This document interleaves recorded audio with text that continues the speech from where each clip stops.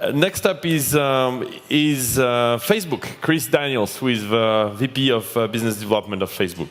Chris, can you join me?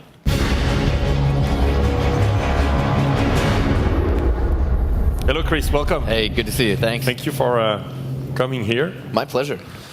All the way from your beautiful campus over there. Yeah, but it's beautiful here as well. Yes. It's been wonderful here. Yes, and no, the weather has been great this year too. Yeah. So you tried to acquire Snapchat for $3 billion. Why did you do that? Thanks for starting there. I don't have anything to say about that at all, unfortunately. Really? No. I think Snapchat is interesting. I think they have... They're onto this interesting style of communication, which is this, I think yesterday it was called the ephemeral communication, yes, where it's disappearing. I was interested by the way... the Twitter guy, if I'm not mistaken. Yeah. Yes, Michael CP called it ephemeral content. So a good word for it. I think that there's a place for the type of content that is fleeting and sharing that with people, and then there's a place for content that you actually want to remain around. So major life events like the birth of my child or being on stage with you. You want to disappear. Maybe I'd want one of those to disappear, one of those to stay. Who knows? Not sure which one, yeah. Yeah, exactly. So I think there's a place for it. I think it's interesting. I think it'll be around. Nick Deloiseau, which was amazing on stage. Yeah, he was good. It's great, For an 18-year-old. Yeah. Crazy. I wish I was that dynamic at 18. Yes. Maybe I wish I was that dynamic now. I wonder what he will become, honestly, given what he is today. Yeah. It's amazing when you start that young. So anyway, he said the human brain is not designed to create permanent content because memories, we just forget things. Yeah. That's our nature. Yeah. We forget most things. Yeah. And so Snapchat is the first social network that has actually captured that ephemeral value of a brain. So I thought that was interesting. How about we make our entire stream on Facebook disappear as we write it? I don't know if people want that. I actually think that there is... I think there is short-term memory that disappears, and then there's long-term memory that you actually want to stay around. So I think there's a place for both, and I actually don't think people would be too thrilled if everything that they put on Facebook suddenly disappeared. I really like to know... For example, I really like to know the places that I've eaten in the past, or when I go, I had this experience when I went to Hawaii with my family last year, where I was looking for a restaurant, and I used Facebook, and I used our nearby functionality, and I looked for restaurants nearby, and I could actually see the restaurants where my friends had been. Oh, nearby. I thought it was awesome. I've never tried that one. You should try it tells you where your friends are. Huh. I've been around you. Okay. Well, it actually tells you can search for different local places around, and then some of the information that you're given is, hey, here are some comments my friends left, or some likes that were there. So if I can see that, that's awesome. I want that to be around for a long time. I agree. But do you have any idea of the traffic on the timeline of the latest versus the history? You go all the way to when I was born, right? I have no idea. You do, if you go through the history. Oh, no, I know that, but I have no idea. You asked me if I had any idea of the traffic, and I just don't know the numbers on the traffic. So one of my favorite things, though, is, and I know you wanted to talk about search, one of my favorite things is actually on search, if you actually just look for photos of your family, or photos of my wife, or photos of friends, that kind of thing. It's actually a great, awesome experience. So you search your friend's name or your wife's name, and you see what's been you get tagged. A whole list of photos from the past couple of years. It's kind of nostalgic. You guys now, I'm each time very surprised how accurate your face recognition works. Oh, is it good? Yeah. Well, yeah. You post and it says you want to tag, and the first name that shows up is the actual person that you just took the person. But it's pretty impressive. Yeah. What we found was that I guess years ago when we just started allowing people to post pictures to Facebook, is that just having that ability to tag your friends on a photo made the photo so much more rich for people. So it's good. Yeah, it works well. Thank you. It can create interesting surprises too sometimes. Yeah. You're tagged where you don't want to. But can you tell me about where is Facebook? So, what is Facebook today? Where are you guys going? What is it? How are you going to maintain such an amazing? How many users? It's I heard about the billion last year. So what are you now? I think the most recent stat is 1.19 billion. So it's tough to get to the second billion. It is tough to get to the second billion, but that's actually why we're doing initiatives like Internet.org, is to make sure that we can reach the next billion, and make sure that more people have connectivity so that they can have access to information. Yeah, because you're basically connected to the growth of people connected to the internet in general in the world. That's pretty interesting. You've like saturated everybody connected already, so now you need to get more people in Africa online. We haven't saturated everybody, so there's still some work to do there. But it is good. We actually think even broader than just people coming online to use Facebook, that it's actually good to just get more people online. When more people are online, they have more access to information, they can make more connections with people, their lives actually get better. So tell me about this initiative. How do you get the world on Facebook? Online and then on Facebook? Yeah. So internet.org was organized around 3 pillars. Number one is is efficiency and making apps more efficient. Because when you're in a market where you're paying for data kind of by the megabit and you don't have a lot of money to spend, it's very important that the apps are very, very data efficient. So number one is efficiency. Another of the pillars is business models. There's a whole ecosystem of carriers throughout the world and others, OEMs, et cetera, who are providing access today. And we need to make sure that that if we're bringing more people online, that they have a great business model that they can that allows them to stay in business and make money bringing more people online, right? So kind of business model tests. Excuse me. Some examples of what we're doing there are we just launched a partnership with Globe in the Philippines, who's one of the carriers in the Philippines, to offer actually free access to Facebook for a certain amount of time. And then after the end of that period, the hope is that more people will have gotten used to using the internet and will actually... Facebook offers you free access? Yep. Globe offers free. Globe offers not free Facebook. Access. Yeah. Globe is offering free access to Facebook. And their hope is that after a certain period of time, people will get more accustomed to using the internet. They will find value in it, not only on Facebook, but off Facebook, and then they'll become paying customers.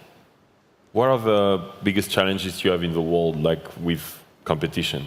Is it in Asia that there is a Facebook-like that is growing bigger, or is it still bigger? Or are you leading in most large markets now? Well, I don't know, like market by market. I think the fun thing about working at Facebook is that we are like a growing part of a growing space, right? So as you know, Mark has always said for many years, the world is becoming more social, and the amount of social information is going to continue to grow exponentially over time. And so we have what a lot of people would call competitors, kind of throughout the world in many different verticals. But the good thing from our perspective is we're a growing piece of a quickly growing pie. And that's actually like a wonderful place to be. So tell me about the mobile shift, because it's amazing how you guys have changed. You've been a mostly web-based or desktop-based. We were. You were. That's where we started. Exactly. I mean, that's what it was. And then Mark was pretty notorious to promote HTML5 and do apps which were not native iPhone and Android apps. Yeah. And it looks like you guys changed dramatically since then. We did. That was a mistake, apparently. But very impressive change. And now the app is very good. I think you let a lot of space for social apps, which were native, because Facebook was not. Yeah. And now your mobile apps are very good. That's right. But yet you buy Instagram for $1 billion. Like why? Like, you can comment on this one at least, because that's all done, right? Kevin was here last year. Yeah. Let me see, you asked 2 different questions. So please. Let me see, on the Instagram question, Instagram's great. We're happy. I think Kevin and Mike are happy, and they continue to make really elegant, awesome products. And so I think you should just expect them to continue to be on that path, and we're thrilled with the acquisition. It's been good on both sides. I think they've had the ability to get some help from Facebook, leverage Facebook's resources, which has been good for them. Keeps them focused on the user experience, which is where they want to be. So we've been happy with the Instagram acquisition. People were calling you crazy for buying it for so much money, and now such a great deal. Isn't that amazing? It is amazing. It's good. Yeah, those are the good ones. Well, you're worth 120 billion, so I guess one is okay. Do you think it's a fair valuation of Facebook? I don't really know. Not my area of expertise, to be honest. I think the most important thing that people come into Facebook every day and focus on is the mission. It's making the world more open and connected. I don't think any of us, and I would say myself in particular, I don't come in every day and think about the stock price or think about our valuation. Simply not my focus. Okay. Yeah. I get it. Yeah. The shift to mobile is the other thing that you want I to can never get them to talk like Hali is in front of me. This is what's cool about this stage. They see people react to what we're saying. I can never get anyone to comment, on that, but that's okay. I was expecting it. Good. It makes you happier when it goes up, I guess. But you never know. One day somebody might comment. And then who knows what will happen? Maybe they'll never be invited by their own company back up onto the stage. Well, you don't want to put you in trouble for sure. So talk to me about mobile then. You're all like mobile first now? We are. I only joined Facebook, it'll be 3 years ago in February. And when I came, we were a desktop company. Our mobile apps, honestly, it's something we can look back on and say we made some mistakes. Our mobile apps were not good. They were slow. They were buggy. We didn't update them frequently. Be careful, I don't want you in trouble for saying that. Yeah, you're right. I'll be right on this one. But then what we actually did is it was really a major retooling of the company, not only from a technology perspective and the languages that our engineers are writing in, but also like a process perspective. We used to update the website, we still do actually, exceptionally frequently, right? Many, many times a month. But not the mobile apps. The mobile apps were getting much faster. We used to update those it was months between when we'd ship out an update. We're now updating those on a much more regular cadence. And that's really important because it's important for us to be able to get those apps out there, release new features quickly, get feedback from users, incorporate that feedback, and then get better. So I think it's one of these things where, honestly, it's like we didn't do a good job in the past, and we recognize that as a company. We made a big shift, and now I think we're doing a pretty good job to where we're mobile first. And the move we have to make is just staying mobile best, where that's our best experience. And same on revenue, your mobile revenue, which is public as well. That is public. Growing. It is growing. Very dramatically. I think last quarter, what we announced was, I believe the number was, it was 49% of our advertising revenue was from mobile. And that's off of a base of, 18 months before it was 0. So that's great. Yep. Yeah. Tell me about developers. That's what you do, right? Yeah, that's a big portion of what I do. I spend a lot of my time working with partners, whether they're developers or carrier partners, all sorts of partners. So we have a lot of entrepreneurs and large companies in the room. So what can they build? Like, what's exciting?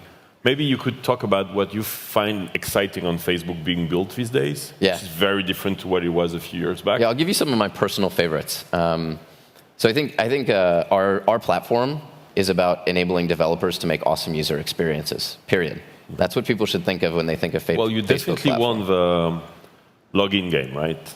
All the apps are the sign-in.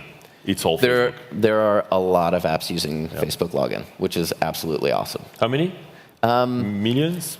Hundreds of thousands? It's got to be at least hundreds of thousands. I don't know the exact number. I think that it's, what are the exact stats? I think it's something like above 80% of the top grossing iOS apps are using Facebook login, so it's pretty good. Yeah, you're knowing now if you have to create a password, basically. So. Yeah. Anyway, please explain what are the top cases you think. So the ones, I'll just give you the ones that I personally enjoy. So for me, I run a lot, and I like to share my runs on Nike with my friends, and also be able to set up challenges with my friends so that we can see who can run the farthest, the fastest, etc. So I think that one's awesome. Nike's done a fantastic job, both with their application as well as with the Facebook integration there. So I personally really like that one. Another one that I like, you'll get the sense that I spend a lot of my time outdoors exercising, is I ride my bike to work almost every day. And I like Strava. Of course, I use that too. Yeah, so Strava lets me compete with people, right? And I have to say, it was kind of this unexpected thing. At first, it was just out of curiosity. I wanted to track how many miles I rode this year, right? And then, when I kind of got into the competition thing, I found myself riding much, much faster, right? And you actually find yourself competing, and then when somebody knocks you off of the king of the mountain, you think, I got to get back up on that. So that one's been awesome. It's actually provided a lot of motivation to my workouts, which is very, very cool. Love their Facebook integration as well. Another one that I always enjoy is Spotify, any of the music applications, right? Being able to listen to the songs that my friends, my family are listening to, being able to share playlists, I think it's just a fantastic user experience. Yeah, and gaming is very social too. You have huge successes. Right, huge on the platform. Yeah, I think in 2012 we paid out over $2 billion to developers and that is predominantly from our gaming. Yeah. So it's a big business for us, and social games have been just an absolutely fantastic set of developers that we have on platform. In fact, I think a French company this year won Game of the Year for Facebook, Criminal Case, by Pretty Simple. Right. So that's awesome. And you're in France too. You were not in France before. Now you have a... Me personally or Facebook? Facebook's been here for a while. 3-4 years? Yeah. No, longer than that. No, I think. really? Yeah, I think so. I'm too much in San Francisco then. Yeah. So Facebook's been around. There's one thing that is not really social is commerce. Retail, right? Online retailers. It's not very social. I don't know why. Why do you think is that? We don't really share what we buy. I don't see that on Facebook. I bought this or I bought that, or not so much, right? I think most of what I buy is really boring.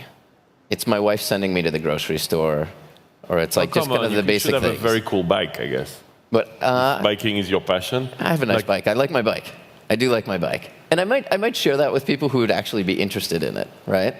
So maybe Strava's a good place where I could share the bike that I just bought. I don't know. I agree with you, actually. I agree with you that social commerce, I haven't seen the perfect user experience that I think really captures what I believe social commerce could be. And I do think that commerce is naturally social. People share what they buy, whether with friends, but not so much on Facebook yet or anywhere else. Yeah, I don't see it. I don't see it as much yet. I think it's an opportunity, and there are a lot of good companies that are going after that opportunity, and we'll see. I'm sure something will come. Can you comment about competition? So how you see the space? Because you used to, there was Twitter, which was a stream, and you were a Facebook. You were cards with people, and at the very beginning, right? Yes. And I was actually commenting to Mike CP yesterday about this, the book of Nick Bilton, where he explains about this. I know you'll answer. I was not there, but the meeting where Mark tried to acquire Twitter, and he said, "Oh, we're a very different thing. We have no stream. We're just about people, and our homepage is your friends." And that didn't work out very well. And then you created a stream, which we use. Most people forgot there was no stream on Facebook. Yeah, back in the day, that's right. The page was not exactly a timeline, right? Yeah. And so what? Newsfeed was this big announcement. I think it was in 2006. Yes. If I'm not mistaken. Yeah. And so sometimes I have troubles to. I have to admit I use Facebook more and more. Which I bet you won't complain about. I even try to use it to blog and to post long form. Almost like blog posts or full page, and there isn't that much left to Twitter because you took the feed, you incorporated it in a nice way. The thing that's missing, I was saying yesterday, is search. Mm-hmm. You can search on Facebook, but I cannot do what I'm doing on Twitter. I cannot search what people are saying on the web. I can search the hashtag. We just tried, right? Before we went on stage. But I cannot see, it's there are tweets every 10 seconds or 30 seconds or more about the web. I can follow that. So if I'm a brand, if I am Orange, or if I am, we have a CEO here coming, if I want to see what people are saying about Orange, very easy on Twitter. Not so much on Facebook, right? Is it something you guys don't want to do? You're not interested in that? No, we just released a set of APIs a matter of weeks ago, maybe just a couple of months ago, that actually allow brands and kind of media companies, content owners, to be able to look and see and actually pull a feed of what are people talking about on Facebook. Because we know that people talk a lot about media, events, et cetera, on Facebook. And we haven't done as good a job as we could of surfacing that information to them. So we built these APIs. These big content owners can access these APIs, and they can now get a much better sense of exactly what's being talked about for their content, for their show, for LeWeb, whatever it may be. So we are trying to improve the tools, and we are improving the tools that we're giving to content providers. Because that's a huge shift as well. You guys were mostly private, and now you're mostly public, or not? Like what content inside? I actually don't know the what mix. I post is all public. Yeah. I don't. And so you're 100% public. I am, but by default it's public now. Your users, if they don't change to private, I think. I'm not sure if that's the case. I'm not sure if that's the case. I feel like you're telling me. I might be totally wrong. That's a feeling. I see more and more posts in public, which I think is good. I think there are more and more posts because in public. most things we share are not confidential.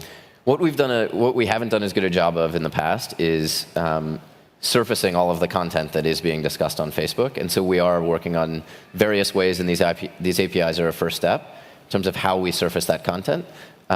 Because we know that people are talking about TV, movies, media, all sorts of things on Facebook. It is happening. We actually know that it's happening on Facebook more than it is anywhere else. We simply need to surface it well. TV is apparently a space where Twitter is going really hard on, like, I'm watching TV, which I never do myself, but I get it. Maybe a sports match, or a football, and you comment live, and you see what's happening. And they're definitely very active in that space. So you're also trying to get the search to be that real time? Yeah, I think the first question is, are users using Facebook to talk about TV? And the answer is unequivocally yes. Yes. That there's a lot of volume of... Live.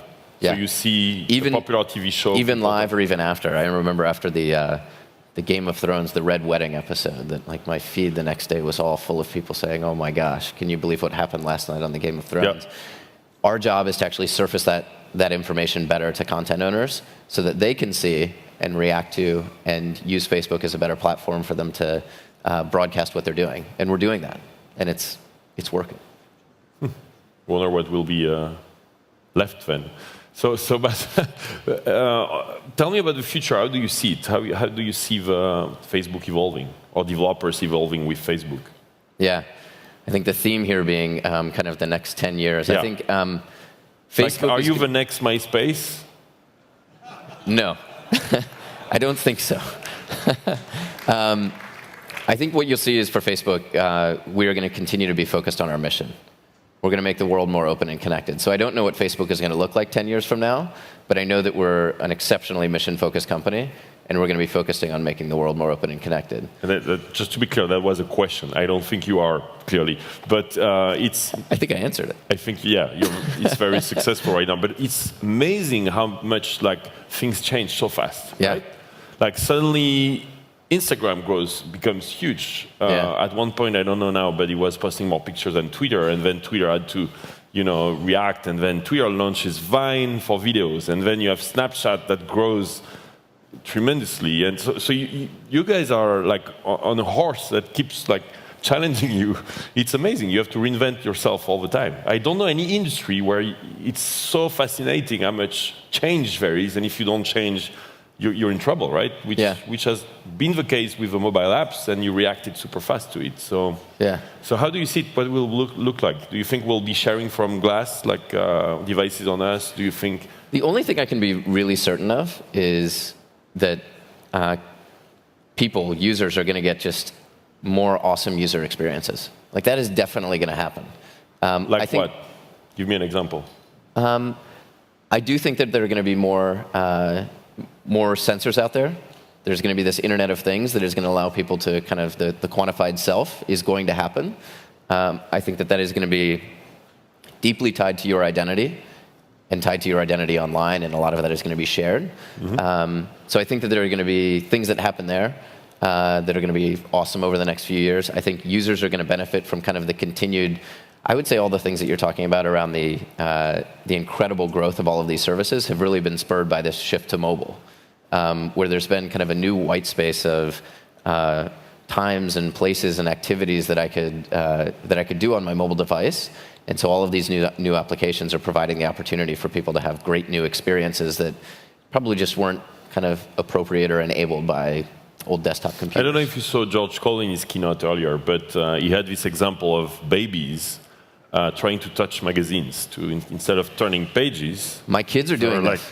Yeah, my 2-year-old. He knows how to get into the iPad or the iPhone. Yeah, and you give him a Newsweek or the paper, and they can't turn the page, right? Yeah, I wonder if there's going to be like a typing class that's even offered in the future, because the way my kids are interacting with iPhones, iPads, Android devices, whatever it may be, seems to be entirely touch right now, for sure. They wouldn't be capable of typing yet. But I suspect some combination of type and voice is probably going to be enough in the future. We have not. You're actually reminding me that we should talk about voice so much more. As A new input method. New input, thank you, Yeah. Because it's not there yet. Siri and Google, I don't know how they call it, but the interface to Android is not so great, right? Do you use it? A little bit. Occasionally I'll use Siri on my iPhone. Okay, and glass. I think glass. Yeah. I'm hoping those kind of cue words that you have to say to turn these things on will go away. Yes, and a device will just know I'm talking to the device now versus I'm talking to something else. We'll see. True. 2 days ago, I posted, I replied to someone using Google Glass, and I did, okay, Glass, reply, awesome. And my answer was, awesome. And it posted, foursome. And I did not notice. And the guy I was talking to was like... He's like, oh, that's a little weird, man. And fortunately, it says via Google Glass. Yeah. Anyway, we're not there yet. Well, these will get better. But there's no question these will get better. And you support it. You have a Facebook app in there. Yeah, absolutely. Yeah.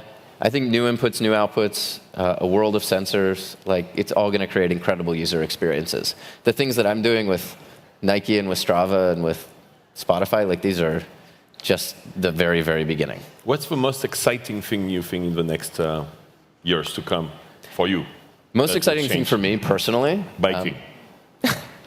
I'm going to keep biking. I'm going to do a lot of biking. We should go bike together. I like biking too. Yeah, that would be awesome. That would be awesome.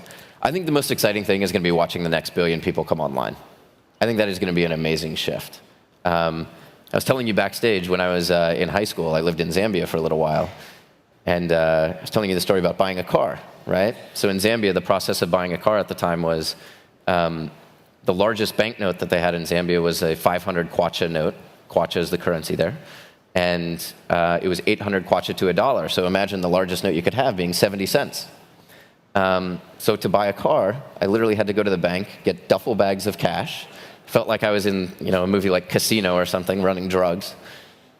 Go to the car dealership and spend the entire afternoon counting stacks of money. It was a phenomenal waste of time for everybody, an absolute waste of time. I see things going on now in like Kenya and Tanzania where mobile money is making transactions actually much, much quicker and much, much safer for people in an economy that doesn't have a consumer credit market. That's just awesome. That's really changing lives. The speed at which people can get things done, their productivity, their efficiency, the connections that they have, the opportunities that they're now being afforded. And the crowdsourcing around it, that you can empower, I think, millions of new entrepreneurs. Yeah. Based on who would never be able to borrow from a bank or raise from an angel in those countries, especially, right? Absolutely. They'll be crowdfunded. So yeah. Everybody talks about mobile money and NFC in kind of the US or in Europe, and it's really happening in a lot of these markets. They're just going to leapfrog us, and I think that is so exciting. Bringing people that connectivity so their lives are more efficient and you don't have to carry around duffel bags of cash, that's a real improvement in people's lives. That's exciting. Everybody wants to optimize their presence on Facebook. So, Chris, how can we keep in touch with you at LeWeb'? I know you're here. You have your team here. Is there a good way to get in touch with you? Best way to get in touch with me, anybody's always welcome to email me. You can get in touch with me on Facebook. Those are the best ways. All right. Yeah. And so we just search you on Facebook. That's a good answer. Yeah. So, Chris Daniels on Facebook, thanks so much for participating. All right. Thanks for having me. Thank you, Chris. Thank you. Woo.